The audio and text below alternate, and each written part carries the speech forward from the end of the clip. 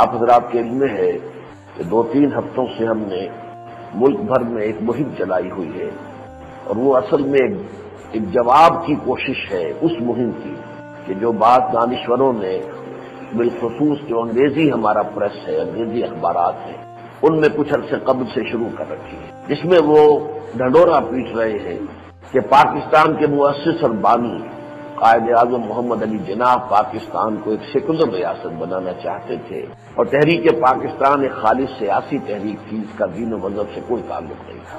اگرچہ ویسے تو ہمارے لیے یہ دلیل ثانوی ہے، ہم یہ بات کہتے ہیں کہ پاکستان میں اسلام نافذ ہونا چاہیے، تو اس کی پہلی دلیل یہی ہے کہ جب ہم مسلمان ہیں، ہمارا ملک جو ہے 90% سے زائد آبادی مسلمانوں کی ہے، اس میں تو جب انفرادی طور پر ہم مسلمان ہیں تو ہمیں اجتماعی طور پر بھی مسلمان ہونا چاہیے، ہمارا پورا نظام اسلام کے مطابق ہونا چاہیے۔ اولین دلیل تو یہ ہے، لیکن یہ اپنی جگہ پر اہمیت کی حامل ہے، اگرچہ ثانوی دلیل ہے کہ پاکستان کا قیام در حقیقت اسی مقصد کے لیے عمل میں آیا تھا، لہٰذا اس کے ضمن میں اگر کچھ مغالطے پیدا کیے جا رہے ہیں تو ان کا جواب دینا بھی اپنی جگہ پر ضروری ہے۔ آپ کے علم میں ہوگا کہ اس سلسلے میں ہم نے ایک خاصا بڑا اجتماع 700 افراد شیرٹن ہوٹل کراچی میں ہم نے جمع کیے، کھانا بھی کھلایا، اور آپ کو معلوم ہے کہ ان ہوٹلوں میں کھانا جو ہے بہرحال بعض احباب نے اس میں کسی تنظیم اسلامی کا یا انجمن خدام القرآن کے فنڈ سے ایک پیسہ بھی خرچ نہیں ہوا، تو وہاں بھی بڑی تفصیل سے 2.25 گھنٹے کی میں نے تقریر کی۔ پھر پچھلے جمعے کو میں آپ کو بتا چکا تھا کہ لاہور میں ہالیڈے ان میں اسی طرح کا اجتماع تھا، یہاں آدمی تو 250 کے قریب، بہرحال وہاں پر بھی ایک مفصل تقریر میں نے کی ہے۔ اس کے ضمن میں خاص طور پر جو ایک تاثر سامنے آیا ہے، سید نسیم حسن شاہ صاحب جو retired chief justice of Pakistan ہے، سپریم کورٹ کے چیف جسٹس، ان کا تاثر اب وہ میں خود آپ کو وہ الفاظ نہیں سنا سکتا، اس لیے کہ وہ میری تقریر کی تعریف اور تحسین پر مشتمل ہے، تو میری زبان سے وہ الفاظ ادا ہوتے وہ اچھے نہیں لگتے، لیکن یہ کہ تازہ ندائے خلافت میں وہ شائع کر دیا گیا ہے، تو اس کو آپ دیکھیے کہ ان کا تاثر کس قدر گہرا ہے۔ اور یہ وہ شخص ہے جو بڑے سے بڑے وکیلوں کی بڑی بڑی لمبی لمبی بحثیں سن کر تو 50 برس کا انہوں نے حوالہ دیا کہ میری زندگی جو ہے اس کے حوالے سے، بہرحال میں پھر نہیں مزید لفظ آپ کو بتانا چاہتا ہوں، آپ اس میں خود پڑھ لیں۔ اسی طرح اس سے پہلے ہم نے یہاں 4 سیزن ہال میں جلسہ کیا تھا کہ قائد اعظم علامہ اقبال کا تصور پاکستان کیا تھا، اور متواتر اس سلسلے میں پھر ہم نے کتابچہ شائع کیا انگریزی میں، جو وہاں بھی تقسیم ہوا مفت، اور کراچی کے اجتماع میں بھی قائد اعظم کے اعلانات، بیانات جو پاکستان کے مستقبل کے بارے میں تھے، کیا نظام وہاں ہوگا، ان کے تصورات کیا تھے، تاکہ یہ کہ ریکارڈ صحیح رہے۔ اور صرف ایک جملے سے جو ان کے معنی نکالے جا رہے ہیں، ظاہر بات ہے کہ ان کے 10 سال کی تقاریر، ان بیانات وہ ایک طرف ہے، اور وہ ایک جملہ ایک طرف ہے، اور وہ بھی اصل میں سیاق و سباق سے ہٹ کر ہے، جو سے نتائج نکالے جا رہے ہیں۔ بہرحال ہماری یہ کوششیں جو ہو رہی ہیں، اسی کے ضمن میں میں نے آج یہ سوچا کہ پچھلے جمعے میں اگرچہ میں نے وہ کتابچہ یہاں پہ اس کا اعلان کیا تھا کہ میری تقریر کا ایک حصہ جو ہے اس کتابچے میں موجود ہے، اور وہ ہم نے چاہا کہ وہ بڑے پیمانے پر جو ہے وہ اس ملک کے اندر پھیلنا چاہیے، لیکن یہ کہ میں نے محسوس کیا پچھلے جمعے میں شاید آپ حضرات نے توجہ نہیں کی، اس کی طرف جس قدر ہونی چاہیے تھی توجہ وہ نہیں ہوئی ہے، تو اس مرتبہ میں نے یہ طے کیا ہے آج کے لیے کہ میں ان مضامین کا خلاصہ یہاں بھی بیان کروں، اس لیے کہ اس کے نتیجے میں چونکہ میرا یہ خطبہ جمعہ جو ہے یہ انٹرنیٹ کے ذریعے سے پوری دنیا میں جاتا ہے، تو یہ بات جو ہے ایک زیادہ وسیع تر جو ہے حلقے تک بھی پہنچ سکے اس خطبہ جمعہ کے حوالے سے۔ لیکن 2 سوالات ہم نے سامنے رکھے ہیں، آیا پاکستان کے قیام کا کوئی تعلق دین و مذہب سے ہے یا نہیں، اور نمبر 2، آیا اس کے استحکام کی بنیاد دین و مذہب کے سوا کوئی اور ہے یا نہیں۔ کیونکہ اس معاملے میں جو گھپلے پیدا ہوئے ہیں کہ کچھ لوگوں نے کہا یہ سیاسی تحریک تھی، چنانچہ ہمارے ہاں کے 2 سیاستدان جو مسلم لیگ میں تحریک پاکستان میں قائد اعظم کے نوجوان ساتھیوں میں سے تھے، ممتاز محمد خان دولتانہ صاحب اور شوکت حیات خان صاحب، دونوں نے کہا یہ سیاسی مسئلہ تھا، یہ کوئی دین و مذہب کا معاملہ نہیں تھا۔ مشرقی پاکستان کے بہت 2 سینئر جو ہیں مسلم لیگی لیڈرز، ایک ذرا کنٹروورشیل شخصیت ہو گئے تھے حسین شہید سہروردی، لیکن دوسرے جو ہیں وہ تو قطعاً ان کے بارے میں ایسا کوئی مسئلہ نہیں ہے، تو نور الامین صاحب، ان دونوں نے کہا یہ معاشی مسئلہ تھا، یہ اصل میں کوئی دین و مذہب کا معاملہ نہیں تھا۔ اس حوالے سے ایک طرف تو سارے بیانات اور تقاریر، اور پھر پاکستان میں ظاہر بات ہے جب مذہبی جماعتیں سیاست کے میدان میں آئیں تو ان کے پاس سب سے بڑی دلیل یہی تھی کہ پاکستان اسلام کے لیے بنا ہے، لہذا یہاں اسلام آنا چاہیے۔ ان کے پاس تو اپیل جو ہے وہ اسلام کی تھی نا، وہ ووٹ مانگ رہے تھے تو اسلام کے لیے مانگ رہے تھے، لہذا انہوں نے اس کا خوب چرچا کیا۔ پھر یہ 11 برس تک صدر ضیاء الحق صاحب جو ہے ڈھڈورا پیٹتے رہے، اس لیے کہ وہ جو بھی 1977 کی PNA کی تحریک تھی جو بعد میں جس کو کہ نظام مصطفیٰ تحریک کی حیثیت دے دی گئی، اس نے جو بھی ہیٹ یا اسٹیم کریٹ کی تھی اس سب کو انہوں نے اس نعرے کو اپنا کر اور اسلام کے نعرے پر انہوں نے اب جو ہے اپنا 11 برس تک حکومت کی۔ تو اس میں غور طلب بات یہ ہے کہ اصل مسئلہ کیا تھا، اس کو ہم چاہیے کہ خالص آبجیکٹولی معروضی طور پر جذبات سے علیحدہ ہو کر مذہبی اپنے جو بھی ہو سکتے ہیں ہمارے تصورات یا اس کے جو عزائم ہو سکتے ہیں کسی شخص کے، ان سے ذرا ہٹ کر واقعات کو سمجھیں کہ پاکستان کے قیام میں اسلام کا کوئی دخل تھا یا نہیں۔ یہ مسئلہ بڑا پیچیدہ ہے اور اس میں جیسا کہ میں نے بتایا جب دونوں طرف باتیں کہی گئی ہیں تو دونوں طرف باتیں کہنے کا کچھ امکان موجود ہے، لیکن یہ کہ صحیح طریقے سے ان باتوں کو کیسے ایک دوسرے کے ساتھ کوریلیٹ کیا جائے، اس کے لیے الحمدللہ جو بات مجھ پر منتشف ہوئی وہ یہ کہ اس مسئلے کو اگر 3 علیحدہ لیولز میں اینالائز کر کے اس پر غور کیا جائے تو بات بہت واضح ہو جائے۔ اور اس کی بہترین مثال یہ ہے کہ پانی جو ہے جو مبدأ حیات ہے، قرآن مجید بھی کہتا ہے وَجَعَلْنَا مِنَ الْمَاءِ كُلَّ شَيْءٍ حَيٍّ، تو اس زمین پر جو بھی حیات ہے، حیات نباتاتی ہو یا حیات حیواناتی ہو، تو حیات کا سرچشمہ پانی ہے، مادہ تخلیق جو ہے وہ مٹی ہے، لیکن مٹی میں پانی نے در حقیقت زندگی پیدا کی ہے۔ تو اس کے بھی 3 لیولز ہیں۔ ایک لیول ہے کہ سرفیس واٹر ہے، چلتا ہوا نظر آ رہا ہے، دریا بہ رہا ہے، نالا ہے، نہر ہے، نظر آ رہا ہے، چشمہ ہے۔ ایک ہے اس سے ذرا نیچے 30 40 50 60 70 فٹ پر مختلف جگہوں پر، وہاں سے ہم یہ پانی نکالتے ہیں، کنووں کے ذریعے سے ہمیشہ سے نکالا جاتا تھا، پھر ہینڈ پمپس کے ذریعے سے بھی، اور پھر ایک اور تہ پانی کی آتی ہے 300 400 500 600 فٹ نیچے جاتا، اور یہ پانی ہوتا ہے انتہائی صاف شفاف، اور یہ کہ ہر طرح کی آلودگی سے پاک، اس میں کوئی بھی کسی طرح کی جو ہے وہ آلودگی نہیں ہوتی، اور بڑے شہروں میں پینے کے لیے پانی جو ہے ٹیوبویلز جو ہے بڑے گہرے ٹیوبویل لگا کر یہ پانی نکالا جاتا ہے۔ تو جیسے یہ 3 سطحیں ہیں، سرفیس واٹر، سب سوائل واٹر اور ڈیپ واٹر، اسی طرح اس مسئلے کو اگر 3 حصوں میں تقسیم کر لیں تو پہلا لیول اس کا یہ ہے کہ پاکستان اسلام کے نام پر بنا، اس میں کسی شک و شبے کی گنجائش نہیں۔ جو شخص اس میں شک و شبہ کا اظہار کرتا ہے تو میرے نزدیک اس سے پھر بات بیکار ہے۔ یعنی ایک گھٹائی کا سورج جو ہے وہ نصف النہار پر چمک رہا ہو، کوئی شخص سے سورج کا انکار کر دے تو اب کس دلیل سے آپ اسے منوائیں گے؟ یہ بات پوری دنیا میں تسلیم کی جاتی ہے کہ 2 ملک ہیں جو مذہب کے نام پر قائم ہوئے ہیں، ایک پاکستان دوسرا اسرائیل۔ اسرائیل کے بارے میں یہ بات صحیح نہیں ہے، اس لیے کہ اصل میں یہودیت جو ہے وہ ایک نسلی مذہب ہے، تو اسرائیل کی تحریک جو تھی زائنسٹ موومنٹ وہ ایک ریشسٹ تحریک ہے، نسلی تحریک ہے، مذہبی تحریک نہیں ہے۔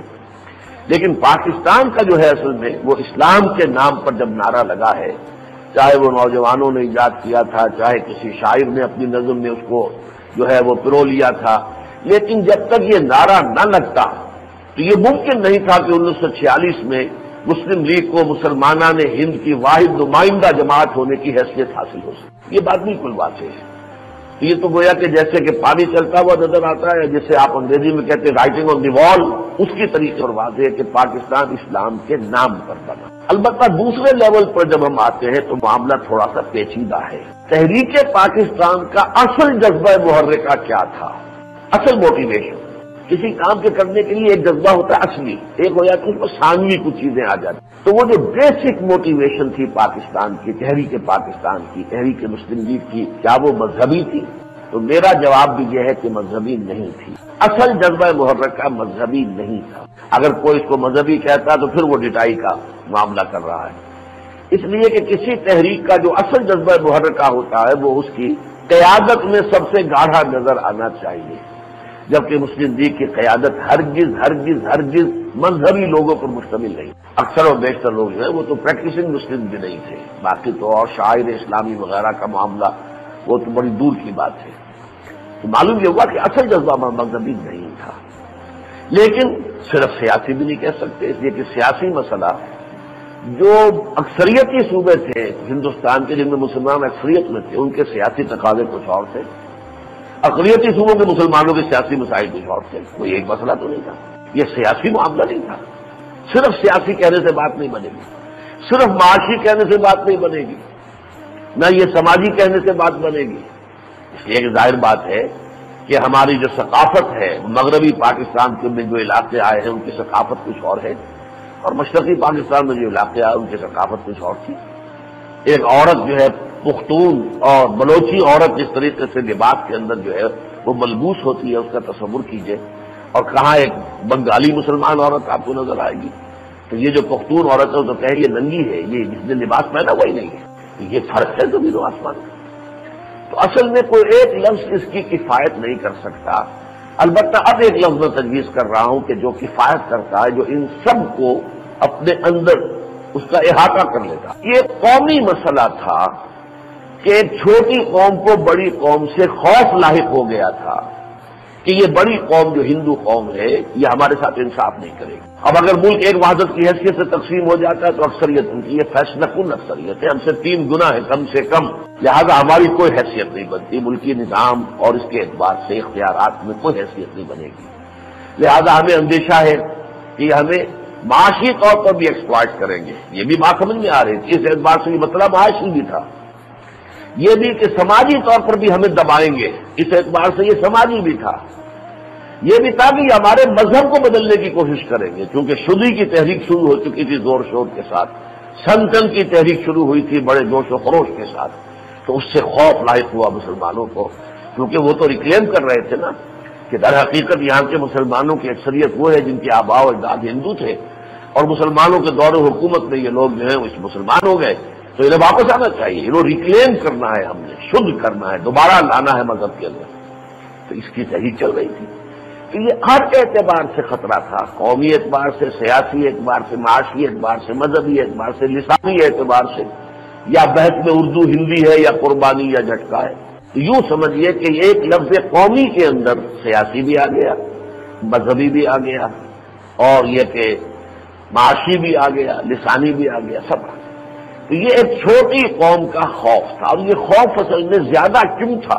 اگر عام حالات ہوتے تو شاید اتنا خوف نہ ہوتا. خوف زیادہ اس لیے تھا کہ چھوٹی قوم نے اس بڑی قوم پر 1000 برس تک حکومت کی تھی، اور اس قوم کے اندر انتقامی جذبات سے شدید. اس لیے کہ ظاہر بات ہے مسلمان حکمرانوں میں بہت اچھے لوگ بھی تھے، کہ زیادہ تر تو جیسے بادشاہ ہوتے ویسے ہی بادشاہ تھے، عیاش بھی تھے، بدماش بھی تھے، ہر طرح کے لوگ تھے. لہذا انہوں نے جو بھی کچھ کیا اپنی رعایا کے اوپر، اس کا ایک رد عمل تھا، پینٹ اپ جسے کہتے ہیں. وہ جذبہ انتقام جو ہے وہ ان کے سینوں میں کھول رہا تھا، اور اب انہیں امید نظر آ رہی تھی کہ ہم انتقام اپنا لے لیں گے. اور اس کا اندازہ جو ہوتا ہے وہ یہ ہے کہ اندرا گاندھی نے سقوط ڈھاکہ پر جو الفاظ کہے، وی have avenged our 1000 years defeat، یہ جملہ پوری ہندو ذہن عکاسی کر رہا ہے، ترجمانی کر رہا ہے. ہم نے اپنی 1000 سالہ شکست کا بدلہ چکا لیا. ظاہر بات ہے حالانکہ وہ کوئی مذہبی عورت نہیں تھی، وہ بھی سیکولر ذہن کی، باپ بھی سوشلسٹ، دادا جو ہے موتی لال نہرو وہ بھی نہایت لبرل آدمی، انتہائی شستہ اردو ان کے گھرانے میں بولی جاتی تھی، اب بھی بولی جاتی ہے. الہ آباد میں رہنے والے لوگ یہ لوگ جو ہے تہذیبی اعتبار سے خود کہا تھا موتی لال نے کہ میں مسلمان ہوں. زبان کے اعتبار سے کیونکہ میں نے اور رہن سہن میں میں نے انگریزی انداز اختیار کیا ہے تو میں یورپین ہوں. ہاں عقیدے کے اعتبار سے ہندو ہوں، بس وہ عقیدے کے اعتبار سے. باقی تو یہ کہ وہ انتہائی لبرل خاندان، لیکن اس کی بیٹی کہہ رہی ہے we have avenged our 1000 years defeat. اس سے اندازہ کر لیجئے کہ کیا جذبات تھے. اس لیے کہ ہم نے کوٹ کیا ہے ابھی، اور یہ میرے خود علم میں نہیں تھا، یہ جو اس دفعہ ہم نے محنت کی ہے وہ تو یہ ہے کہ اللہ تعالیٰ جو ہے شر میں سے خیر برآمد کرتا ہے. ادو شر برنگیزت کہ خیر ما دراں باشد، میرے دشمن نے کوئی ایک شر کا ارادہ کیا، شروع کیا، جس میں میرے لیے اللہ تعالیٰ کی طرف سے خیر مضمر تھا. مجھ پر بھی یہ حقائق آج سے 1 ماہ قبل اتنے منکشف نہیں تھے جتنے آج منکشف ہیں. اس لیے کہ اس دوران میں نے مطالعہ کیا، اور ہمارے ایک ساتھی نے کراچی میں بڑی محنت کی، اور 4 والیومز میں سے نکال کر وہ تمام حوالہ جات یکجا کر دی ایک کتابچے کی شکل میں. وہ ہم کوشش کریں گے کہ وہ انگریزی میں تو ہم نے ان دونوں ہوٹلوں میں جو اجلاس ہوئے ہیں جہاں کھانا کھلایا 250-300 روپے کا، تو وہاں پر وہ کتابچہ بھی مفت دے دیا. لیکن یہ کہ اب اس کو چھاپیں گے پوری اہتمام کے ساتھ تو اس کی قیمت بھی ہوگی اسے، لیکن عام کرنا ہوگا تاکہ معلوم ہو کہ قائد اعظم کے اصل نظریات کیا تھے۔ میں حیران رہ گیا کہ قائد اعظم کا یہ جملہ ملا ہے کہ اگر پاکستان قائم نہ ہوا تو ہندوستان سے مسلمانوں کا اور اسلام کا نام و نشان مٹ جائے گا۔ یہ الفاظ میرے قلم سے ٹپک گئے تھے آج سے کوئی 15 سال پہلے، جبکہ سندھ کے اندر جو ہے وہ MRD کی تحریک کے نتیجے میں بڑا ہنگامہ ہوا تھا، اور میں نے مسئلہ سندھ پر کتاب لکھی ہے تو اس کا جو پہلا صفحہ تھا اس پہ یہ الفاظ تھے کہ ایک ہی سن تھا 82 ہجری اور 712 عیسوی، جس میں اسلام اسپین میں داخل ہوا تھا جبرالٹر کے راستے سے، جبل الطارق کے راستے سے، اور ہندوستان میں آیا تھا سندھ کے راستے سے۔ اسپین اور سندھ یہ دونوں ایس سے لکھے جاتے ہیں، ایک ہی سن تھا اور ایک ہی حرف سے یہ دونوں ملک شروع ہو رہے ہیں، اور وہاں پر جو ہے 800 برس حکومت کی مسلمانوں نے، یہاں بھی 800 برس حکومت کی، وہاں سے آج سے 500 برس پہلے اسلام اور مسلمانوں کا نام و نشان مٹا دیا گیا۔ کیا وہی تاریخ یہاں بھی دہرائی جانے والی ہے؟ اگر پاکستان کے ساتھ کوئی اور حادثہ ہو جائے اور گویا کہ ہماری 100 سال کی تاریخ جو ہے اس کی نفی ہو جائے، 1906 میں مسلم لیگ بنی تھی جس کی کوششوں سے پاکستان وجود میں آیا، خدا نہ خاصہ جیسے ایک کتاب کا میں نے حوالہ دیا ہے کہ 2006 میں اس کا مصنف کہتا ہے پاکستان کے نام سے کوئی ملک نہیں ہوگا، معاذ اللہ، خاتم بدہن، اللہ نہ کرے کہ ایسا ہو، لیکن یہ کہ اگر ایسا ہو گیا تو پھر بر عظیم پاک و ہند سے اسلام اور مسلمانوں کا نام میں آج بھی کہہ رہا ہوں کہ مٹ جائے۔ ہندوؤں کے عزائم جو ہے ان کو قائد اعظم سے زیادہ جاننے والا شخص کوئی نہیں، جو طویل عرصے تک کانگریس اور مسلم لیگ دونوں کے ممبر رہے، جنہوں نے انتہائی کوشش کی کہ کانگریس اور مسلم لیگ کے مابین کوئی معاہدہ اور مصالحت ہو جائے، کوئی فارمولہ طے پا جائے، جن کی کوششوں کے نتیجے میں مسلم لیگ اور کانگریس دونوں کے اجلاس 1913 میں یہ منعقد ہوئے بامبے میں ایک ہی وقت میں، اور پھر منعقد ہوئے ایک اور جگہ پر وہ بھی ایک ہی وقت میں، لیکن یہ ہے کہ وہ مایوس ہو گئے ہندو کے طرز عمل سے اور ہندو کی ذہنیت سے، انتہائی مایوس ہو کر انہیں تو اصل میں ہندو نے دھکیلا ہے ادھر۔ تو علامہ اقبال کا معاملہ اس سے مختلف ہے، وہ فکری طور پر آئے ہیں خود اسلام کی طرف اور اسلام کے احیاء کی طرف۔ قائد اعظم کو ہندو نے دھکیلا ہے اس راستے پر جس پر کہ وہ چلے ہیں، اس لیے کہ انہوں نے مایوس کر دیا، ورنہ گوکھلے نے کہا تھا کہ he is the ambassador of Hindu Muslim unity, یہ تو سفیر اتحاد ہے، ہندو مسلم اتحاد کا سفیر ہے۔ بہرحال یہ بات نوٹ کر لیجئے کہ یہ قومی مسئلہ تھا، اس قوم کو اس انتقام کا شدید خوف تھا، نہ صرف یہ کہ وہ بے انصافی کرے گی بلکہ بڑی قوم جو ہے انتقام لے گی 1000 سالہ شکست۔ لیکن اب تیسری سطح پر آ جائیے، اس قوم کی قومیت کی بنیاد کیا تھی؟ جو چھوٹی قوم جو خطرہ محسوس کر رہی تھی وہ کس بنیاد پر قوم تھی؟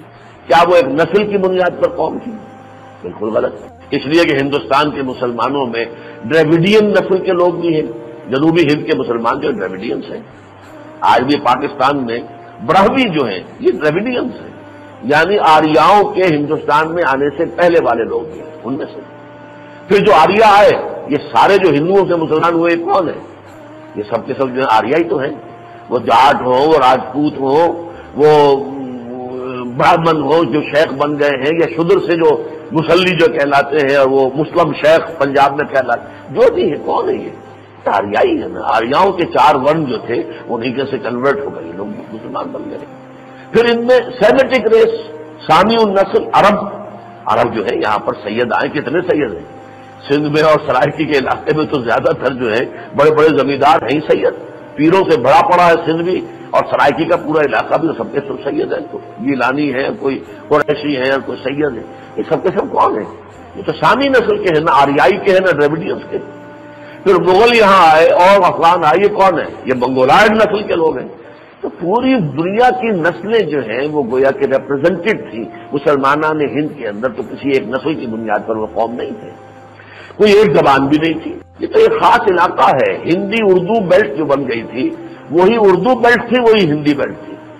یہ پنجاب سے شروع ہو کر اور پھر یو پی اور یو پی کے ساتھ بہار، اسی میں ہندی بیلٹ، آج بھی یہی ہندی بیلٹ کہلاتی ہے۔ راجستھان کو اور شامل کر لیجیے، راجستھان، مدھیہ پردیش، یو پی، بہار، یہ ہندی بیلٹ ہے اس وقت، اور اس وقت اردو اور ہندی کی کشمکش اسی کے مابین تھی۔ باقی جنوبی ہند کی زبان تو نہ ہندی تھی نہ اردو تھی۔ ویسے یہ کہ حیدرآباد دکن اردو کا مرکز بن گیا تھا، یہ دوسری بات ہے، لیکن اس کی حیثیت تو جنوبی ہند میں ایک جزیرے کی تھی، ایک شہر کے اندر جو ہے وہ تہذیب اور وہ تمدن جو ہے اردو کا اور اسلامی تہذیب و تمدن وہ ایک شہر میں تھا۔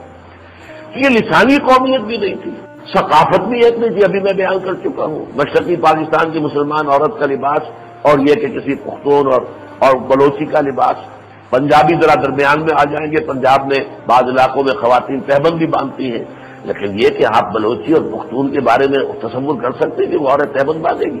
وہ تو یہ کہ شلوار اور وہ بھی نہایت داڑھی اور گھیردار شلوار میں ہو تو اس کا لباس ہی نہیں۔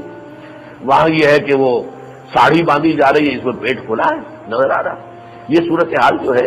تو ثقافت بھی ایک نہیں، اس قوم کی قومیت کی بنیاد صرف اسلام اور کچھ بھی نہیں۔ لہذا فائنل انالیسس میں ہم وہاں پہنچے، پاکستان اسلام کے نام پر بنا، اگرچہ اس کا اصل جذبہ محرک کا مذہبی نہیں تھا بلکہ قومی تھا، اور ایک قوم کو خوف لاحق ہوا تھا بڑی قوم سے، لیکن اس قوم کی قومیت کی بنیاد اسلام کے سوا کوئی نہیں تھی۔ لہذا فائنل انالیسس میں ہم پھر وہیں پہنچتے ہیں کہ پاکستان کی اساس سوائے اسلام کے اور کوئی نہیں۔ یہ تو ایک سوال تھا۔ دوسرا سوال یہ ہے کہ چلیے پاکستان کیسے بنا، کیا اس کے اصل اسباب تھے، محرکات تھے؟ کہہ سکتے ہیں لیکن یہ بات صحیح نہیں ہے، یہ ماضی کا معاملہ ہے، اب تو اس کو 50 برس سے زائد ہو گئے، 53 برس تو اس کے اب ہو جائیں گے، ہو چکے ہیں 14 اگست کو۔ تو اب جو معاملہ ہے وہ تو یہ سمجھیے کہ اب رمضان آئے گا تو 55 برس جو ہیں قمری حساب سے 55 برس مکمل ہو جائیں گے پاکستان کے۔ اب ہمیں سوچنا یہ چاہیے، زیادہ غور اس پر کرنا چاہیے کہ پاکستان ایک ملک ہے۔ اب کچھ لوگ تو ایسے ہمارے ہاں ہو سکتے ہیں جن کا خیال یہ کہ پاکستان غلط بنا اور غلط بنا ختم ہو جانا چاہیے، ہو سکتا ہے کچھ لوگ ایسے، چاہے برملا یہ کہنے کی کسی میں جرت نہ ہو۔ ایک زمانے میں برملا بھی کہہ دیا تھا بعض لوگوں نے کہ ہم پاکستان بنانے کے گناہ میں شامل نہیں تھے۔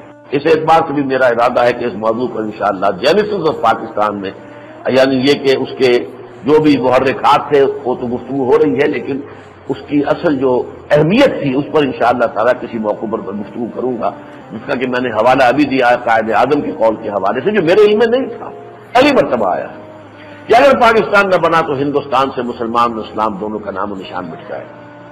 ہندو کی ذہنیت انہوں نے ریڈ کر لی تھی کہ وہ اس سے کم پر راضی نہیں ہوگا، اور آپ کو معلوم ہے RSS جو عظیم ترین جماعت ہے ہندوستان کی، اس کے اندر یہ کہ 25 لاکھ تو اس کے ٹرینڈ کادر آج سے 20 سال پہلے تھے، جبکہ شکاگو سے کتاب شائع ہوئی تھی، شکاگو یونیورسٹی پریس سے، بردرہڈ ان سیفرن، یہ جو ان کا لباس گیروا ہوتا ہے، اس گیروے لباس میں جو ایک برادری انہوں نے بنا رکھی ہے، تو اس کے 25 لاکھ 2.5 ملین ٹرینڈ کادر اس وقت تھے۔ 20 برس میں اور کیا اضافہ ہوا ہوگا اس کا آپ اندازہ کریے، اور اس کے ذہن میں یہی ہے کہ ہندوستان کی پاک زمین کو اسلام اور مسلمانوں سے پاک کرنا ہے، ختم کرنا ہے، یہ نجاست ہے۔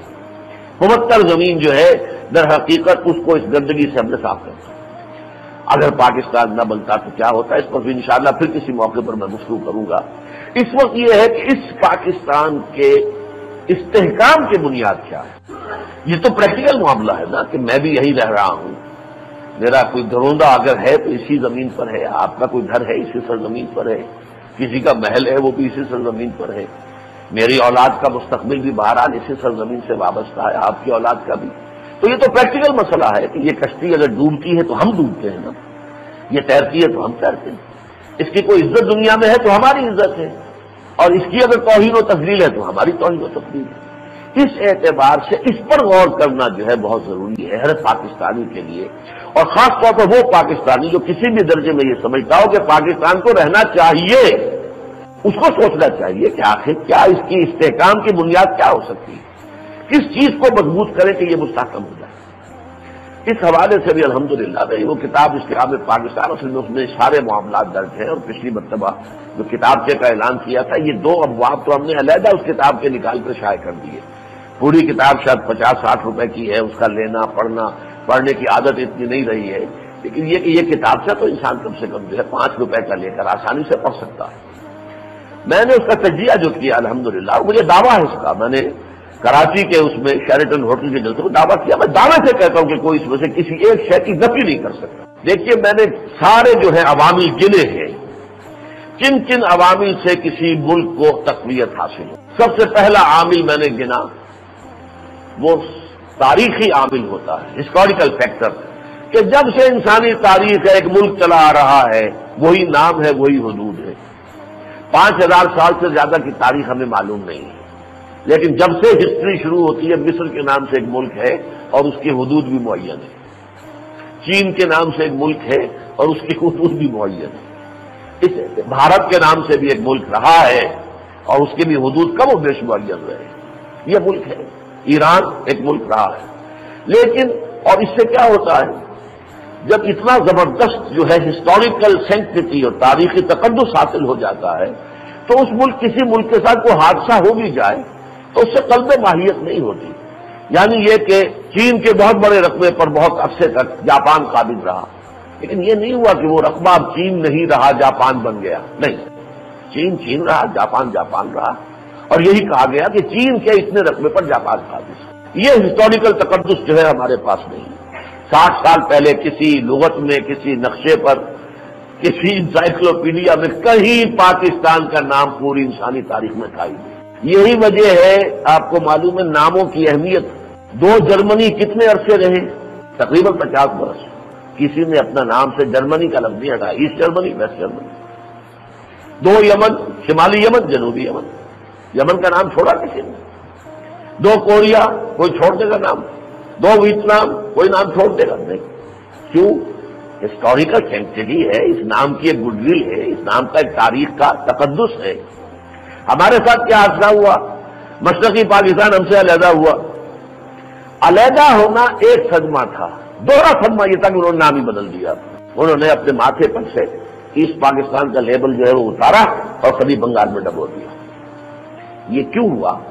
اس لیے کہ ابھی اس نام کی کوئی قیمت ہے ہی نہیں، کوئی گڈ ول ہے ہی نہیں۔ ورنہ 2 بھائی ایک فرم میں کام کرتے ہیں، کچھ عرصے کاروبار کرتے ہیں 20 برس تک، اس فرم کی جو گڈ ول ہوتی ہے اگر علیحدہ ہونے لگے تو اس کی بھی قیمت جو ہے ڈالی جاتی ہے کہ میں اس کو لینے کو تیار ہوں، نام 10 لاکھ روپے میں میرے حساب میں ڈال دو اور تم کوئی نئے نام سے کام کرو، یا یہ کہ تم 10 لاکھ روپے جو ہے وہ اپنے حساب میں شمار کر دو تو تم یہ نام لے لو، میں کسی نئے نام سے کام کروں گا۔ گڈ ول پاکستان کی 1971 تک اتنی گڈ ول بھی نہیں تھی کہ 2 پیسے کی قیمت نہیں سمجھی انہوں نے اور اٹھا کر اپنا نام جو ہے وہ دبو دیا خلیج بنگال۔ اچھا، دوسرا فیکٹر ہوتا ہے جغرافیائی۔ اگر کسی ملک کی حدود جو ہے، سرحدیں مستحکم ہو اور وہاں کوئی نہ کوئی بڑی رکاوٹ موجود ہو، وہ جغرافیکل باؤنڈریز جن کو کہتے ہیں، فطری جغرافیائی سرحدیں، نیچرل جیوگرافیکل باؤنڈریز، تو اسے ایک تحفظ حاصل ہو جاتا ہے کہ ادھر سے دشمن نہیں آ سکتا۔ اسی لیے علامہ اقبال کی جو پہلی کتاب ہے اردو کی، اس کا جو پہلی نظم ہے اس کا پہلا شعر ہے، اے ہمالا اے فصیل کشور ہندوستان، چومتا ہے تیری پیشانی کو جھک کر آسمان۔ تو فصیل تھا، پوری تاریخ میں کبھی بھی کوئی دشمن جو ہے اس فصیل کو عبور کر کے نہیں آ سکا۔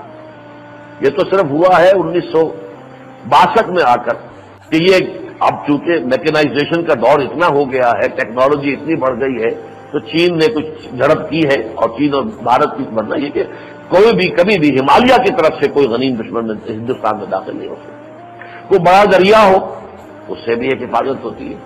ہماری چھوٹی سی کینال BRB، اور یہ بن گئی تھی بڑے جوش اور خروش میں ایک وقت میں جبکہ ہندوستان نے پانی روک لیا تھا ہمارا اور ہماری فصلیں سوکھ رہی تھی، تو فوری طور پر جو ہے بڑے جوش و خروش کے ساتھ اور والنٹیئرز نے جا کر کھود کے نہر بنائی تھی، اور اس نے بھی 1965 میں ہمیں پروٹیکشن دی ہے۔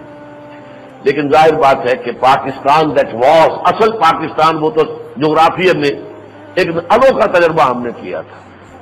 2 ملک، 2 خطے، 1000 میل فاصلہ، درمیان میں سمندر نہیں، ہاسٹائل ٹیریٹری، دشمن ملک جو پیدائشی دشمن ہے، اور مشرقی پاکستان 3 طرف سے گھرا ہوا اسی ملک کے اندر، 3 طرف سے، شمال، مشرق، مغرب، صرف جنوب میں سمندر، باقی 3 طرف سے ہندوستان گھیرے میں لیے ہوئے اس کو، اور کہیں بھی کوئی نیچرل آبسٹرکشن نہیں، کوئی نیچرل بیریئر نہیں۔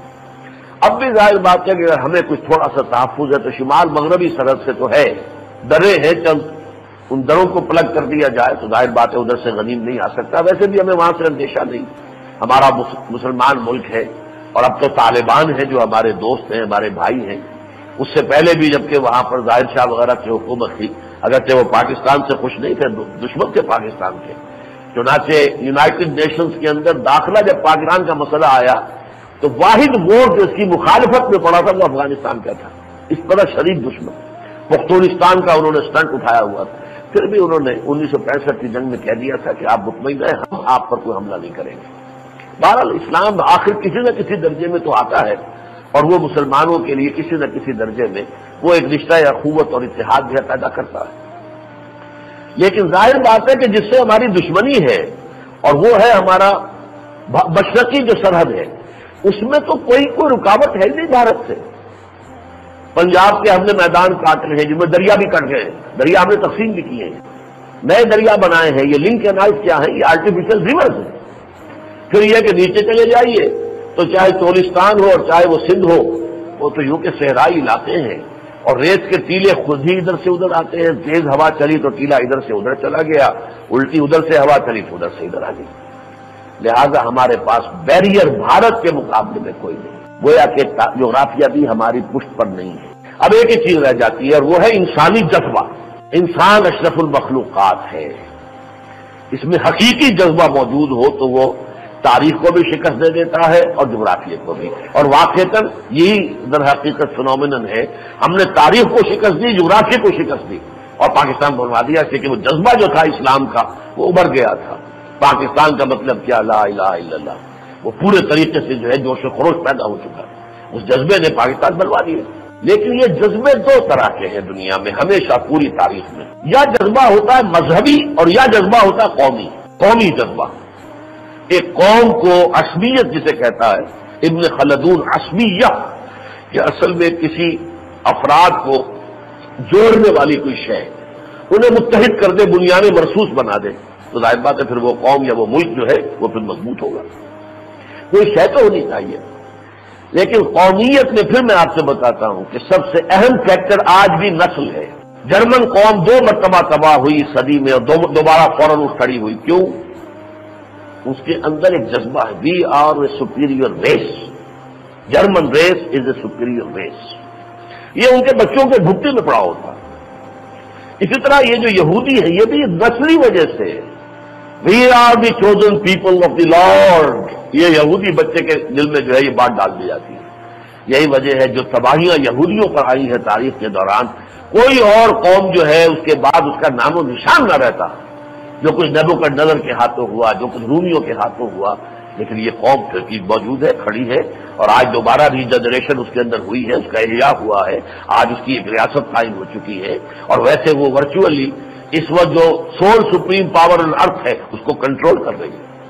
وہ تو اصل میں سپریم پاور آن ارتھ اس وقت جو ہے وہ تو یہود زائدست ہے. لیکن وجہ کیا ہے؟ وہی نسلی جذبہ. ظاہر بات ہے پاکستان میں جو مسلمان آباد ہیں وہ کسی ایک نسل سے نہیں ہے. وہی جو میں بیان کر چکا، ڈراویڈینز بھی ہیں، سیمیٹکس بھی ہیں، ایرینز بھی ہیں، مونگولائٹس بھی ہیں. یہ گویا کہ نسلوں کا حلیم ہے. میں کھچڑی نہیں حلیم کہتا ہوں اس لیے کہ جو سید اس میں آ گئے ہیں وہ تو گویا کہ وہ تو پھر گوشت کے مانند ہے نا، جیسے کہ پلاؤ میں گوشت ہو یا حلیم میں گوشت ڈالا جاتا ہے. تو یہ نسلوں کا حلیم ہے. پھر کوئی لنگوسٹک نیشنلزم بھی نہیں ہے، اس لیے کہ ایک زبان تو نہیں ہے. اور آپ کو معلوم ہے کہ پاکستان بنتے ہی مسئلہ لسان کا کھڑا ہو گیا. بنگلہ دیش کے اندر بنگلہ بھاشا، بنگلہ دیش جو بنا ہے اصل میں وہ لسان کے مسئلے پر. بنگالی لینگویج کا مسئلہ جو ہے وہ قائد اعظم کی زندگی میں شروع ہو چکا تھا. اور قائد اعظم گئے بھی ہیں اپنی تمام تر حلالت اور نحیف ہونے کے باوجود گئے ہیں، لیکن وہ مسئلہ حل نہیں ہوا. وہی مسئلہ ہے بڑھ کر جس نے بنگلہ دیش کی شکل اختیار کر لی. بنگلہ بھاشا، بنگلہ دیش، سندھو زبان اور سندھو دیش. وہ تو یہ کہ بنتے بنتے 1983 میں بنتے رک گیا ہے. اللہ تعالیٰ نے خصوصی جو ہے پاکستان کو، ویسٹ پاکستان کو جو ابھی اور مہلتیں دی ہیں، جن میں سے سن 65 کی بھی ایک رعایت ہے اس کی، سن 71 کی بھی ہے، پھر سن 83 کی ہے.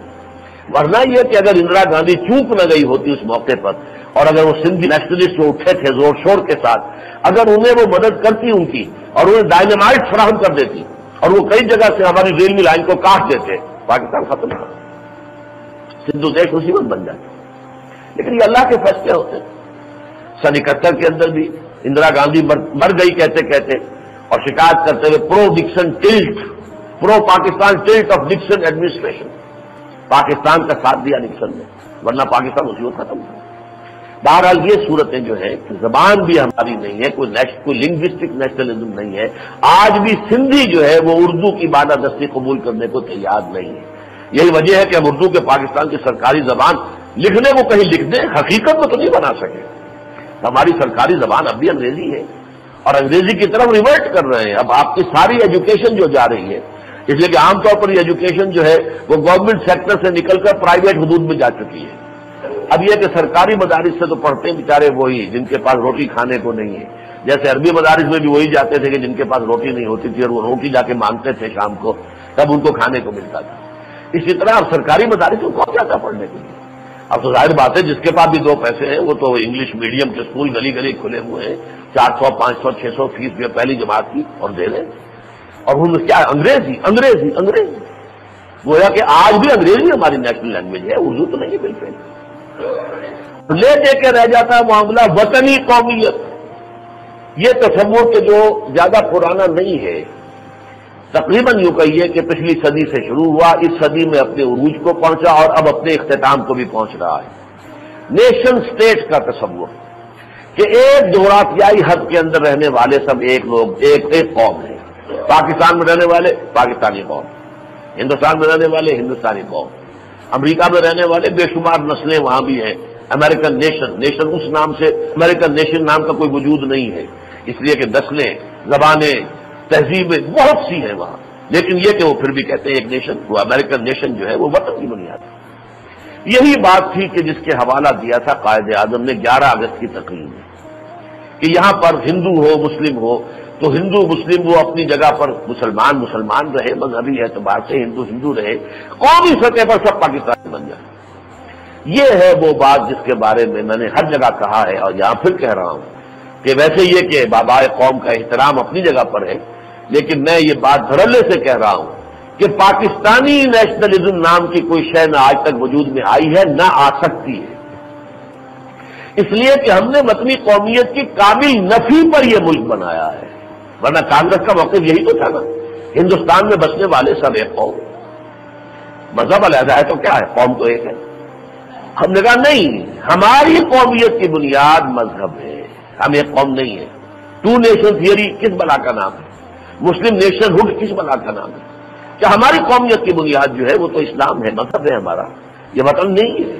اس دور میں میں اور ہے، جام اور ہے، جم اور، ساقی نے بنا کی روش لطف و ستم اور، تہذیب کے آزر نے ترشوائے صنم اور، مسلم نے بھی تعمیر کیا اپنا حرم اور، ان تازہ خداؤں میں بڑا سب سے وطن ہے، جو پیرہن اس کا ہے وہ مذہب کا کفن ہے۔ یہ بت، ذرا غور سے سنیے، یہ بت کے تراشیدہ تہذیب نبی ہے۔ پچھلی صدی سے پہلے وطنی قومیت نام کی کوئی شے دنیا میں نہیں تھی، اسی جدید مغربی تہذیب نے یہ بت تراشا ہے، نیشن سٹیٹ۔ یہ بت کے تراشیدہ تہذیب نبی ہے، غارت گرے کاشانہ دین نبوی ہے۔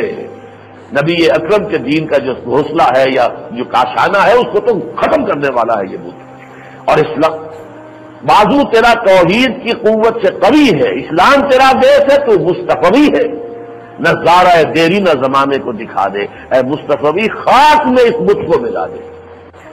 اگر یہ معاملہ ہے جس پر کہ آپ نے تحریک چلائی، مسلم نیشن ہوڈ مسلم نیشن ہوڈ مسلم نیشن ہوڈ، تو کیسے ممکن ہے کہ اب آپ اسی اصول کو اس کی بنیاد بنا دیں اور اس پر مستحکم ہو جائے؟ تو پاکستانی نیشنلزم نہ وجود میں آیا ہے نہ آئے گا۔ تفاصیل ہے اس کی اور بھی بہت سی، لیکن وہ میری کتاب میں آپ دیکھیے، اب وقت چونکہ کم ہے تو میں آگے بڑھ رہا ہوں۔ ہمارے پاس کوئی شے نہیں ہے جس کو مضبوط کرنے سے یہ ملک مضبوط ہو سوائے مذہب کے۔ مذہب ہی اس کی اساس ہے، دین اسلام، اور مستحکم بھی ہو سکتا ہے تو اسلام کی بنیاد پر۔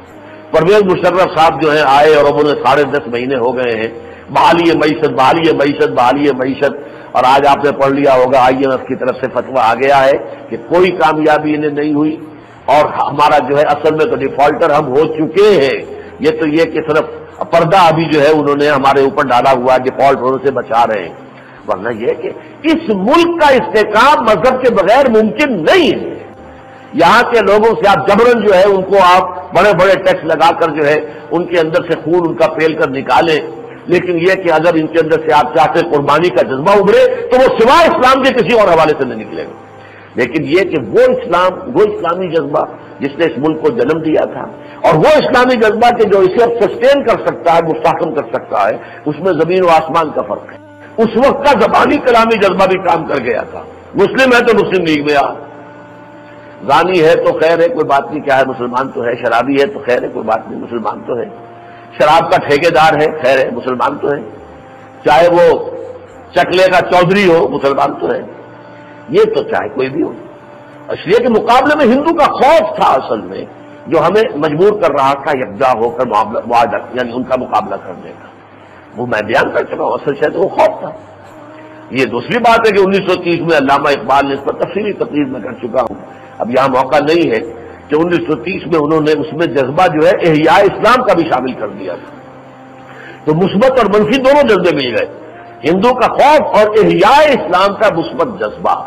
یہ جو سن 30 کے بعد سے جو مسلم لیگ کی تاریخ ہے اس میں یہ جذبہ شامل ہوا. 1906 سے 1930 تک کی جو مسلم لیگ ہے اس میں قطعاً یہ اسلام کا احیاء وغیرہ نہیں تھا، صرف ہندو کے مقابلے میں دفاع. بہرحال اب جو اس جذبہ کام کرے گا وہ حقیقی اسلام ہوگا، عملی اسلام ہوگا، وہ اسلام ہوگا جسے عوام سمجھے کہ ہاں یہ اسلام ہے. یہ نہیں کہ کوئی دانشور کہے یہ اسلام ہے. اس لیے کہ اس ملک کی 1400 برس کی اس قوم کی جو ہے روایات ہیں، اور جس کو کہتے ہیں یونگ جو ہے بہت بڑا جو ایک سائیکالوجسٹ ہے، کہ جیسے ایک فرد کا ایک سب کانشیس مائنڈ ہوتا ہے جو وہ کام کرتا رہتا ہے نیچے سے، وہ شعور کے اوپر نہیں ہوتا، تحت الشعور. اسی طرح ایک قوم کا اجتماعی تحت الشعور بھی ہوتا ہے. تو اس قوم کا ایک اجتماعی تحت الشعور ہے جو جانتا ہے اسلام کیا ہے کیا نہیں. وہ جانتا ہے اسلام میں پردہ ہے، چاہے وہ خود پردہ اس نے اپنے گھر میں قائم نہ کیا ہو، جانتا ہے کہ اسلام میں پردہ ہے. تو اسلام کیا ہے اور کیا نہیں ہے یہ یہاں کی قوم بھی اچھی طرح جانتی ہے، چاہے وہ عامل نہیں ہے، خود پریکٹس نہیں کر رہی. جیسے کہ آپ جانتے ہیں نماز فرض ہے چاہے نماز نہیں پڑھ رہا ہے، لیکن جانتے ہیں کہ نماز فرض ہے. ایسے ہی اسلام کے تصورات اس قوم کے اس کے تحت الشعور کے اندر موجود ہیں. جب تک اس تحت الشعور سے گواہی نہیں اٹھے گی کہ ہاں یہ اسلام ہے، اس وقت تک یہ قوم مستحکم نہیں ہو سکتی. معیشت کا معاملہ بھی اہم ہے، کوئی غیر اہم نہیں ہے، ثانوی ہے. پہلا مسئلہ جو ہے اس قوم کے استحکام کا وہ اسلام ہے. اگر وہ نہ ہوا 2 لاکھ تو ہم ہو چکے، اب 30 برس ہونے کو آئے ہیں. 2001 میں آپ کو معلوم ہے کہ آگے جا کر 16 دسمبر کو اگلے سال 30 برس پورے ہو جائیں گے، اور شاید 30 برس اب پورے ہو ہی چکے ہوں، اس لیے کہ وہ قبری حساب سے اگر گنیں گے تو 30 برس شاید ہو چکے ہیں. ہو سکتا ہے کوئی بڑا اللہ کے عذاب کا کوڑا ہماری پیٹھ پر برسے، اور جیسا قائد اعظم نے کہا تھا کہ پاکستان نہ بنا تو ہندوستان سے اسلام اور مسلمان دونوں کے نام و نشان مٹ جائیں گے. اللہ نہ کرے، اللہ نہ کرے، اللہ کرے کہ ہم اس کے برعکس روش اختیار کریں اور اسلام کی طرف آئیں. اس حوالے سے آج پھر میں آپ کو وہ آیات یاد دلا رہا ہوں. فذکر بالقرآن من یخاف وعید، تذکیر ہمیں کرنی ہے قرآن کے ذریعے سے کہ اگر خدا نہ خواستہ یہاں اسلام نہ آیا تو ہماری مثال ہوگی بلعام بن باورہ والی. وَاتْلُ عَلَيْهِمْ نَبَأَ الَّذِي آتَيْنَاهُ آيَاتِنَا، اے نبی ذرا انہیں قصہ سنا دیجیے اس شخص کا جسے ہم نے اپنی آیات عطا کی تھی. فَانْسَلَخَ مِنْهَا، وہ اس سے نکل بھاگا. فَأَتْبَعَهُ الشَّيْطَانُ، شیطان نے اس کا پیچھا کر لیا. فَكَانَ مِنَ الْغَاوِينَ، پھر وہ انتہائی گمراہ لوگوں میں سے ہو کر رہا. وَلَوْ شِئْنَا لَرَفَعْنَاهُ بِهَا، ہم چاہتے تو اسے اور ترقی اور ترقی اور بلندی عطا کرتے. وَلَكِنَّهُ أَخْلَدَ إِلَى الْأَرْضِ، لیکن وہ تو زمین ہی کی طرف دھستا چلا گیا. وَاتَّبَعَ هَوَاهُ، اپنی خواہشات کی پیروی کی. فَمَثَلُهُ كَمَثَلِ الْكَلْبِ، تو اس کی مثال تو کتے کی سی ہے. إِن تَحْمِلْ عَلَيْهِ يَلْهَثْ أَوْ تَتْرُكْهُ يَلْهَثْ، اس پر کوئی بوجھ لا دو تب بھی وہ ہانپے گا، نہ لا دو تب بھی ہانپے گا، اسے ہانپنا ہی ہانپنا ہے. ذَلِكَ مَثَلُ الْقَوْمِ الَّذِينَ كَذَّبُوا بِآيَاتِنَا، یہی مثال اس قوم کی ہے جو ہماری آیات کو جھٹلا دے. وہ عظیم آیات ہے پاکستان کے قیام کے سلسلے میں. یہ وقت نہیں ہے، میں نے 12 اس موضوع پہ تقریریں کی ہیں، اور جو میری کتاب ہے استحکام پاکستان میں تفصیل سے ان مسائل پر بحث ہے. لیکن اگر ان تمام آیات ربانی کے باوجود ہم نے یہاں اسلام قائم نہ کیا تو پھر یہ کہ ہماری مثال اس کتے کی سی ہو جائے گی. معاذ اللہ ثم معاذ اللہ. فرمایا ذالک مثل القوم الذین کذبوا بآیاتنا فاقصص القصص لعلہم یتفکرون. تو اے نبی آپ تو وہ واقعات سنا دیجئے ان کو، شاید کہ غور و فکر سے کام لیں. وہی کام ہم کر رہے ہیں ان اجتماعات جمعہ میں، وہ آیات آپ کو پڑھ کر سناتے ہیں، یاد دہانی کراتے ہیں۔ اسی طرح سورہ انفال، اب سورہ اعراف کے فوراً بعد سورہ انفال ہے، وَاذْكُرُوا إِذْ أَنْتُمْ قَلِيلٌ مُسْتَضْعَفُونَ فِي الْأَرْضِ، ذرا یاد کرو مسلمانوں جب تم اقلیت میں تھے، کم تھے تعداد میں، اور تمہیں دبا لیا گیا تھا زمین میں، ہندو ڈومینیٹ کر رہا تھا، تخافون ان یتخطفکم الناس، اور مزید تمہیں اندیشہ تھا کہ ہندوستان اگر ایک وحدت کی حیثیت آزاد ہو گیا تب تو یہ ہندو بالکل ہی کچل دیں گے، ہمیں لوگ اچک کر لے جائیں گے۔ فآواکم وایدکم بنصرہ، تو اللہ تعالیٰ نے تمہیں پناہ دی، یہ پاکستان پناہ گاہ بنایا تمہارے لیے، اور اپنی خصوصی نصرت سے تمہاری مدد کی، اور اس کے بعد یہ کہ رزقکم من الطیبات، اور تمہیں بہت پاکیزہ چیزوں کا رزق عطا فرمایا، لعلکم تشکرون، تاکہ تم شکر کرو۔ اور شکر کیا ہے؟ اب اس ملک کے اندر اللہ کے دین کو قائم کرو، نافذ کرو، یہ شکر ہے۔ یا ایھا الذین آمنوا لا تخونوا اللہ والرسول وتخونوا اماناتکم وانتم تعلمون، اے اہل ایمان اللہ اور اس کے رسول کے ساتھ خیانت مت کرو، یہ پاکستان اللہ اور اس کے رسول کی امانت ہے۔ قائد اعظم کے وہ الفاظ، میں تو واقعہ یہ ہے کہ یہ الفاظ تو ہمارے ہاں اس قدر جلی حروف میں ہر جگہ لکھے ہوئے ہونے چاہیے۔ ڈاکٹر ریاض علی شاہ صاحب جو ان کے معالج تھے، چونکہ ٹی بی کے مریض تھے قائد اعظم، یہ ڈاکٹر ریاض علی شاہ ہمارے استاد تھے، جب میں پڑھتا تھا میڈیکل کالج میں، پروفیسر آف ٹیوبرکلوسس یہی تھے، یہ گئے تھے زیارت، انہوں نے علاج کیا تھا، ان کا یہ پورا واقعہ درج ہے، آج کے ندائے خلافت میں پھر نقل کر دیا گیا، پہلے بھی ہم نے اسے سرور پر شائع کیا تھا کہ انتہائی نقاہت، جبکہ ان پر بولنے پر پابندی تھی، تو اس وقت نہیں، جنہوں نے ہم بیٹھے ہوئے دیکھ رہے تھے، معلوم ہوا کچھ ہو ہل رہے، بات کرنا چاہتے ہیں، لیکن چونکہ ہم نے روکا ہوا تو رکے ہوئے، تو ہم نے کہا اس سے تو جو الجھن ہو رہی ہے اس سے اور زیادہ تکلیف ہوگی، تو ہم نے کہا کہ آپ جو کہنا چاہتے ہیں کہہ دیجیے۔ اس کے بعد جو قول ہے، میں پورا تو نہیں سنا سکتا اس وقت آپ کو، انہوں نے کہا کہ مجھے کتنا اطمینان ہوتا ہے، آپ لوگ اندازہ نہیں کر سکتے کہ پاکستان بن گیا، اور یہ بغیر محمد الرسول اللہ کے روحانی فیض کے ممکن نہیں تھا صلی اللہ علیہ وسلم، اور اب جب کہ یہ بن گیا ہے تو اب یہ پاکستان کے لوگوں کا کام ہے کہ یہاں خلافت راشدہ قائم کرے تاکہ مسلمانوں کے ساتھ اللہ کا وعدہ پورا ہو جائے۔ میں حیران ہوں، سورہ نور کی وہ آیت ان کے سامنے ہے، وعد اللہ الذین آمنوا منکم وعملوا الصالحات لیستخلفنہم فی الارض، اللہ کا وعدہ ہے مسلمانوں تم میں سے جو لوگ ایمان اور عمل صالح کا حق ادا کر دیں گے کہ انہیں زمین کی حکومت عطا کرے گا، خلافت عطا کرے گا زمین کی۔ گویا کہ یہ جو کہا تاکہ اللہ کا وعدہ پورا ہو جائے، خلافت راستہ کا نظام قائم کرو، یہ الفاظ جو انہوں نے کہا، تو یہ ہمارے پاس امانت ہے۔ عام طور پر ہم کہتے ہیں قائد کی امانت، ٹھیک ہے، بہرحال وہ اس کے مؤسس ہیں، اس کے قائم کرنے والے ہیں، ان کی قیادت میں یقیناً مسلم لیگ نے پاکستان قائم کیا ہے، اس میں بہت سے لوگوں کا پسینہ جو ہے شامل ہے، خون بھی شامل ہے، لیکن یہ کہ سب سے زیادہ ڈیسائسو رول اس میں کوئی شک نہیں۔ فکری سطح پر علامہ اقبال، عملی سطح پر قائد اعظم، اس میں کسی شک و شبہ کی گنجائش ہی نہیں۔ تو لا تخونوا اماناتکم، تم جو ہے لا تخونوا اللہ والرسول، اللہ اور اس کے رسول سے خیانت نہ کرو، یہ اس کی امانت ہے، قائد اعظم کی امانت بھی ہے، اصل میں اللہ اور اس کے رسول کی امانت ہے۔ وہ کہہ رہے ہیں کہ یہ فیضان روحانی محمد رسول اللہ صلی اللہ علیہ وسلم کا تھا جس کی بنا پر یہ ملک بنا ہے۔ وَاعْلَمُوا أَنَّمَا أَمْوَالُكُمْ وَأَوْلَادُكُمْ فِتْنَةٌ، تم لگے ہوئے مال اور اولاد کی خدمت میں، اس میں سے اپنے آپ کو نکالو۔ وَاعْلَمُوا أَنَّمَا أَمْوَالُكُمْ وَأَوْلَادُكُمْ، تمہارے یہ اموال اور اولاد تمہارے لیے فتنہ ہے۔ وَأَنَّ اللَّهَ عِندَهُ أَجْرٌ عَظِيمٌ، اور یقیناً اجر عظیم تو صرف اللہ کے پاس ہے۔ وہ وقت جو اللہ کے دین کے لیے خرچ کیا جائے، وہ پیسہ جو اللہ کے دین کے لیے خرچ کیا جائے، وہ ہے اصل شے، باقی رہنے والی شاہ، وہ ہے اصل دولت، وہ ہے کہ جو موجب اجر عظیم ہوگی، باقی تو جو کچھ دنیا میں آپ نے کھایا پیا وہ ختم ہو جانا یہیں پر۔ چند باتوں میں عرض کرنا چاہتا ہوں ملکی اور پھر بین الاقوامی سطح پر۔ ملکی حالات میں تو آج آپ نے پڑھ لیا ہوگا اخبار میں، IMF کا فتویٰ آ گیا ہے کہ پاکستان حقیقتاً تو ڈیفالٹ کر چکا ہے، اور اب ہم بڑی سخت شرائط پر 1 سال کے لیے جو قرضہ دیں گے، اسٹینڈ بائی لون، یہ در حقیقت صرف $0.5 بلین کا ہے، اور 1 سال تک کی ری شیڈولنگ وغیرہ ہو سکتی ہے۔ ابھی اس کا فیصلہ نہیں ہوا، خوشخبری ابھی آئی ہے کہ چند دنوں میں فیصلہ ہو جائے گا، لیکن یہ ہے کہ انہوں نے کہا ہے کہ یہ حکومت بھی بحالی معیشت میں ناکام ہو چکی ہے، یہ سرٹیفکیٹ مل گیا ہے۔ تو یہ گویا کہ پرویز مشرف صاحب اور شوکت عزیز صاحب، بڑے بڑے لوگ جو بیٹھے ہوئے ہیں، وہ جو بھی ہے ان کو یہ سند مل چکی ہے اس وقت ان کا پیر مغاں تو وہی IMF ہے، جو بھی مفتی اعظم ہے وہ IMF ہے، ان کا فتویٰ آ گیا ہے کہ اصل میں پاکستان ڈیوائڈ ہو گیا ہے۔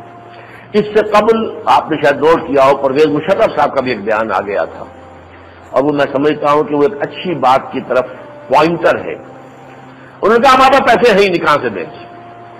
ابھی یہ ڈٹ کر تو نہیں کہا، بیان میں کہہ دیا ہے ہی نہیں، اور ہمیں امید ہے کہ IMF ہمیں دیوار سے نہیں لگا دے گا۔ یعنی یہ کہ IMF نے اگر اسی وقت کوئی سخت قدم اٹھا لیا تو گویا کہ ہم دیوار سے لگ جائیں گے، پھر دیوار سے لگا ہوا آدمی تو جو بھی کچھ کرتا ہے پھر وہ نہیں دیکھتا کہ اس کے کیا نتائج نکل سکتے ہیں، ڈیسپریٹ ہو جاتا ہے۔ تو ہمیں امید ہے کہ IMF ہمیں دیوار سے نہیں لگائے گا، اور IMF میں بڑے بڑے دماغ بیٹھے ہوئے وہ کوئی نہ کوئی راستہ نکال دیں گے۔ وہ راستہ آج نکل کے آ گیا ہے کہ ہم آپ کو سخت ترین شرائط پر $500 بلین دیتے ہیں ایک سال کے لیے، اور اگر اس دوران میں بھی بات ٹھیک نہ ہوئی تو پھر معاملہ بہت مشکل ہو جائے گا۔ بہرحال یہ صورتحال ہے اس ملک کی۔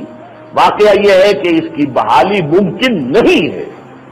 اول تو استحکام ممکن نہیں بغیر اسلام۔ کاش کہ یہ بات جو ہے پہنچ جائے، جو بھی اب وہ ایوان صدر سے بھی وہ تو اس کی تو حیثیت کوئی نہیں ہے، وہ چیف ایگزیکٹو کا ایوان کون سا ہے مجھے نہیں معلوم، اس کا نام کون سا ہے۔ کاش کہ یہ بات وہاں پہنچ جائے کہ اسلام معیشت کی بحالی نہیں ہے اصل مسئلہ، اصل ہے بحالی ہے اسلام۔ بالفعل وہ نظام قائم کیا جائے، پھر آپ اس قوم سے قربانی کا تقاضا کر کے دیکھیے کس قدر جذبہ جو ہے انفاق کا اور قربانی کا اور ایثار کا اس قوم میں سے نکلے گا۔ لیکن نکلے گا تبھی جب آپ حقیقی اسلام کو یہاں نافذ کریں۔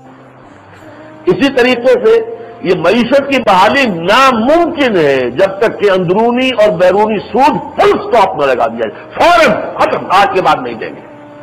اور یہ اس لیے نہیں کہ ہمارے پاس پیسہ نہیں ہے، نہیں، یوں کہیے کہ یہ حرام ہے ہمارے دین میں، اس لیے ہم نہیں دے سکتے۔ وہ پیسہ نہیں ہے ہونے میں تو پھر وہ تو فقیری ہو گئی، محتاجی ہو گئی۔ کافر نتوانی شد ناچار مسلمان شو، وہ بات تو کچھ نہیں بنی۔ بات تو یہ کہ یہ حرام ہے، یہ ہم نہیں دے سکتے، جو دیا ہے اس پر بھی ہم توبہ کرتے ہیں اللہ تعالیٰ کی جناب میں، لیکن یہ کہ اب ہم نہیں دیں گے، اور قرضے بھی ہم نہیں دے سکتے، اپنی سہولت سے دیں گے جب بھی ممکن ہوگا، جو آپ کو سینکشن لگانی ہے لگا لیجیے۔ اس کے سوا کوئی راستہ موجود نہیں۔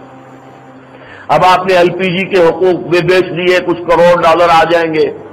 آج یہ بھی خبر آ گئی ہے کہ PIA کو بھی اب نجکاری میں پتہ نہیں کون خریدے گا اس کو، کوئی ملٹی نیشنل آ جاتی ہے تو گویا کہ آپ کی اب وائٹ جو ہے بڑی کمپنی جو کہ ابھی تک سرکاری تھی، نیشنل تھی، وہ بھی گویا کہ ملٹی نیشنل کے پاس چلی جائے گی۔ تو اپنے اثاثے بیچ کر اور ان کو سود دیتے چلے جانے سے کچھ حاصل نہیں ہے، اس سے بحالی نہیں ہو رہی ہے، تو بے حالی ہو رہی ہے۔ یہ تو آپ اپنے گھر کا سامان بیچ کر جو ہے وہ سود کے اندر دے رہے ہیں، تو اس کو بحالی معیشت تو نہیں کہہ سکتے۔ بہرحال ایک تو یہ کہ اس پہلو سے معاملہ جو ہے اللہ کرے کہ آنکھیں کھل جائیں۔ جہاں تک فلیش پوائنٹ دوسرا ہے اس وقت دنیا میں، اور وہ فلسطین کا ہے، اس میں امریکہ نے جو واضح پرو اسرائیل پالیسی اب اختیار کی ہے، اس کے نتیجے میں جیسے اندیشہ تھا فلسطینیوں کی کمر کو جھک رہی ہے۔ آج بیان آ گیا ہے کہ اگر ہمیں یہ ضمانت دے دی جائے کہ 1 مہینے کے اندر اندر فائنل سیٹلمنٹ ہو جائے گا تو ہم دیکھیں گے کہ ہم اس کو 13 ستمبر کو جو ہم نے فیصلہ کیا تھا کہ ڈکلیئر کر دیں گے یونیلیٹرل ڈیکلریشن کہ یہ فلسطینین ریاست جو ہے انڈیپینڈنٹ ہے، وہ ہم مؤخر کر سکتے ہیں۔ تو وہ لچا کیوں؟ اس لیے کہ امریکہ کھل کر آ گیا۔ جس طرح 1973 کی جنگ میں جو مصر اور اسرائیل کے درمیان ہو رہی تھی، امریکہ کھل کر آیا تب اسرائیل بچا تھا، اسی طرح اب جو پولرائزیشن ہو رہی ہے اس میں امریکہ کھل کر آ گیا۔ اور آج ہی آپ نے خبر پڑھا ہوگا، خبر میں پڑھ لیا ہوگا کہ 250 ایٹم بم کا مواد جو ہے، یہ خبریں کیوں ریلیز کی جا رہی ہیں؟ اب امریکہ کیوں ریلیز کر رہا ہے؟ تاکہ روک پڑ جائے، خوف طاری ہو جائے کہ سوچ لو یہ کیوں اس وقت بیان کیا جا رہا ہے۔ یہ اگر کوئی راز تو نہیں تھا، پہلے بھی یہ لوگوں کے علم میں تھا کہ اس کے پاس تو آرسنل موجود ہے ایٹمک، لیکن آج خاص طور پر اس راز کو خود آفیشلی تشتزبان کیوں کیا جا رہا ہے؟ تاکہ عرب سمجھ لیں، ہوش میں آ جائیں، ان کے ہوش ٹھکانے آ جائیں، اور وہ دم کر جو بھی امریکہ چاہتا ہے انہی شرائط کے اوپر صلح کریں۔ اور یہ بھی کہہ دیا ہے ان کے نمائندے نے فلسطین کے کہ ہو سکتا ہے کہ ایک اور کیمپ ڈیوڈ ٹائپ جو ہے، ابھی جو ایک لمبا چوڑا وہاں پر اجلاس ہوا تھا، کوئی اسی طرح کا سہ فریقی جو ہے پھر کوئی اجلاس ہو جائے۔ بہرحال یہ کمزوری کی علامت ہے، لیکن میں یہ سمجھتا ہوں کہ اس میں زیادہ سے زیادہ کمزوری یہی دکھا سکتے ہیں کہ ابھی اپنے unilateral declaration of independent state کے اعلان کو مؤخر کر دیں۔ یروشلم کے ایشو پر وہ کوئی کمپرومائز نہیں کر سکتے، پورا عالم اسلام اس کے پیچھے یکمشت۔ یہ پورے عالم اسلام کے ساتھ غداری کا معاملہ ہوگا اگر فلسطینیوں نے اس معاملے میں کوئی بھی لچک شو کی، اور مجھے امید نہیں ہے کہ وہ کریں گے، اور مجھے اندیشہ یہی ہے کہ اسی ایشو پر بالآخر وہ بھٹی گرم ہوگی جو الملحمۃ العظمیٰ جس کی خبر دی گئی ہے اس ایشو پر ہوگی، اور اس کے لیے جو بھی ہے تمام کے تمام اس کے لیے اسٹیج تیار ہو چکا ہے، اس کے لیے فوجی تیاریاں بھی ہو چکی ہیں، اس کے لیے جرمنی سے سارا نیٹو کا جتنا بھی ہے اسلحہ اسے قریب تر لایا گیا کوسوو میں، اور ادھر جو ہے فلپائن سے ڈیگو گارسیا میں لایا گیا ہے۔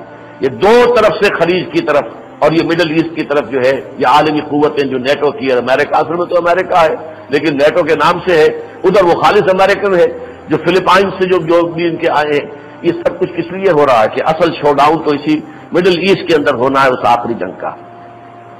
آخری بات جو دو اعلانات ہیں، ایک تو وہی 9 ماہی رجوع القرآن کورس آج 25 تاریخ ہے، لہذا 5-6 دن ابھی ہیں۔ میں پھر یاد دلا رہا ہوں، میں اس کو ظاہر بات ہے کہ پچھلے جمعے میں مفصل اس موضوع پہ تقریر کر چکا ہوں، لیکن یاد دہانی ہے، کلا انہا تذکرہ، ابھی وقت ہے، آپ باہر سے پراسپیکٹس بھی لے سکتے ہیں، داخلہ فارم بھی لے سکتے ہیں۔ آخری اعلان یہ ہے کہ میں نے جو آج سے کچھ عرصے قبل تقریر کی تھی، پاکستان ایک فیصلہ کن دوراہے پر، اس کا ویڈیو سی ڈی بنا لیا گیا۔ ایک سی ڈی تو آڈیو کا ہوتا ہے، ایک ویڈیو سی ڈی ہے کہ جو اس کا بن چکا ہے۔ تو یہ جو میری تقریر تھی پاکستان ایک فیصلہ کن دوراہے پر، جس کے ضمن میں نے آپ سے یہ چاہا تھا کہ اسے بڑے پیمانے پر عام کرنے کی ضرورت ہے، تو وہ اب جو ہے اس طرح سستی صورت میں وہ مل رہا ہے۔